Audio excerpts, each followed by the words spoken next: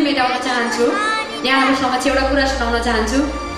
कुरा सुन्ने हो पहिला गीत सुन्नुभन्दा कुरा के छ भन्दाखेरि अस्ति चाहिँ मैले त प्लेन कहिले पनि चढेको थिइनँ, प्लेन देखेकै थिइनँ। काठमाडौँबाट पोखरा जानेसम्म त्यो मिनी बसमा चढ्थेँ, त्यति नै सिट हुन्छ होला भनेको त मेरो यहाँ त्यो प्लेन त यहाँबाट उहाँसम्म हुँदो रहेछ सिट। रिमा दिदी र हाम्रो दाई 4 जना दाईहरू चाहिँ पछाडि सिटमा पर्नुभयो। म चाहिँ अगाडि कहाँ परेँ क्या, यता यता कता हो यता, दिदीहरू चाहिँ उहाँ पर। म त प्लेनमा एक्लै परेँ, भाषा पनि आउँदैन, बोल्न नि आउँदैन, म त रुन मन लाग्यो। भाग्य मेरो कस्तो भन्नुहोस् न, यता दाहिने साइडमा चाहिँ नेपाली झिल्के ठिटो परेछ क्या, हङकङ आउने नै हङकङ आइडीवाला लाउँदै परेछ क्या है। अनि त्यो ठिटोले के भन्यो सुन्नुहुन्छ? के हो र बहिनी तपाईँ त कस्तो नेपाली जस्तो देख्ने? हो का दाइ नेपाली हो, तपाईँ किन र नबोल्ने, अघिदेखि एक्लै भएको छु म भने।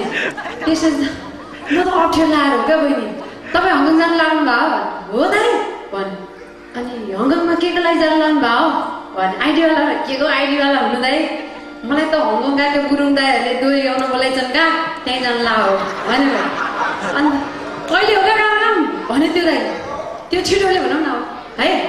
त्यसपछि डिसेम्बर 2 मा छ रे क्या कार्यक्रम, तपाईँ नै आउनुहोस् है दाइ भने।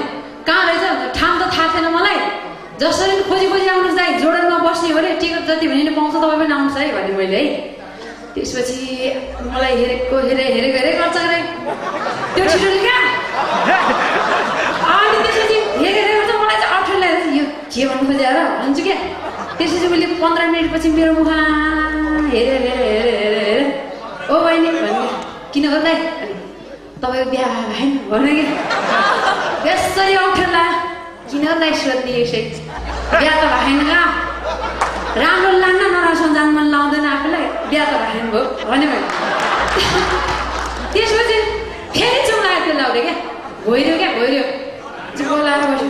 मेरो मनमा चाहिँ किन हो र यो लाउरे नबोल्ने, फेरि यसलाई त यसको त घरमा बुढी रहेछ क्या भने। अनि मैले बिहा भएन भनेको, यसो घरमा बुढी रहेछ यसलाई पिर परेछ क्या भने। 15 मिनट पछि त त्यो लाउरे त यस्तो बोले क्या, जुर्सी तलाएर है मतिर हेरेर यसले के भन्छ भने।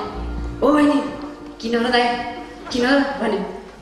म त मन परो क्या तपाईँलाई त, म त मन परो क्या, मङ्सिर पनि लाग्छ, तपाईँ पनि बिहा नभएको, मेरो पनि बिहा नभएको, हामी दुईजना जाउँ है बिहारमा, हङकङमै बिहा भन्छ।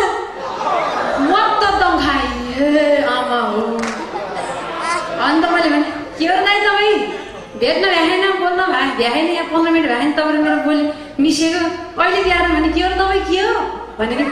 त्यसपछि त आँट्यो के त्यो लाउरे छिटो त अलिक दौड्नु भएको परेछ क्या। केटी त्यसो हुने बेला त के हुन्छ त नि, तिम्रो बिहा भएन नभएको के अरे जाने हिँड्न आइडीवाला हो पालिहाल्छु भन्नु सक्नु पर्थ्यो क्या मैले, भनेन मलाई। अनि मैले किन हो दाइ भनेको त आत्तिएर रातो पिरो भयो। त्यसपछि त्यो के भन्छ यो प्लेन अब बस्यो, मलाई त्यो इङ्ग्लिसमा भन्न आउँदैन, प्लेन बस्यो है। अहिले भर्खर भने थियो दाइले ल्यान्ड भन्नुपर्छ भन्थ्यो, ल्यान्ड भयो क्या प्लेन है। त्यसपछि अब त्यो झिल्के त रातो पिरो भइसकेको थियो, मलाई चाहिँ बोलौँ लाग्छ, तर ऊ चाहिँ रातो पिरो भएर आफ्नो सामान यसरी सामान तान्यो, त्यो खुवाइ घुम्ठा हुँदो रहेछ, त्यो घुम्ठामा आफ्नो सामान झिकेर ल है बहिनी नबिर्सनु होला के अरे, बाटा भेटा बोल्नुहोस् है भने। यता तपाईँ पनि नबिर्सनु है कार्यक्रम हेर्दा आउनु है भने। अनि त्यो लाउरे आउँछले गयो, मलाई लाग्छ पक्का पनि यतै कतै हुनुहुन्छ होला है, तपाईँ हुनुहुन्छ होला। यदि तपाईँ कुरामा हुनुहुन्छ भने तपाईँ नरिसाइकन बस्नुहोस्, तपाईँको कुरा खोल्यो भनेर नरिसाउनुहोस् क्या, तपाईँलाई क्वेसन चिनाएन है। अब मैले चाहिँ त्यो लाउरेले होइन, यो कुरामा मात्रै अलि लामो कुरा भयो, दिदा थापा धेरै बोल्यो नभन्नु होला, मेरो मनको खुल्दुली मेटाएको मात्रै हो।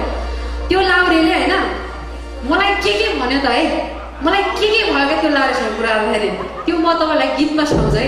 आमाहरू हुनुहुन्छ भने विशेष गरी आमाहरूलाई सम्बोधन गरेर बनाएको छु मैले गीत। सुरुमै या आमा दाइ के भन्नुभयो र मलाई तपाईँले भनेपछि एउटा गीत बनाउनु मन लाग्यो। अनि मैले त्यो हङकङ आउँदै बनाएको गीत हो, तपाईँले मलाई साथ दिनुपर्छ अनि नाच्नुपर्छ, ताली बजाउनुपर्छ है है।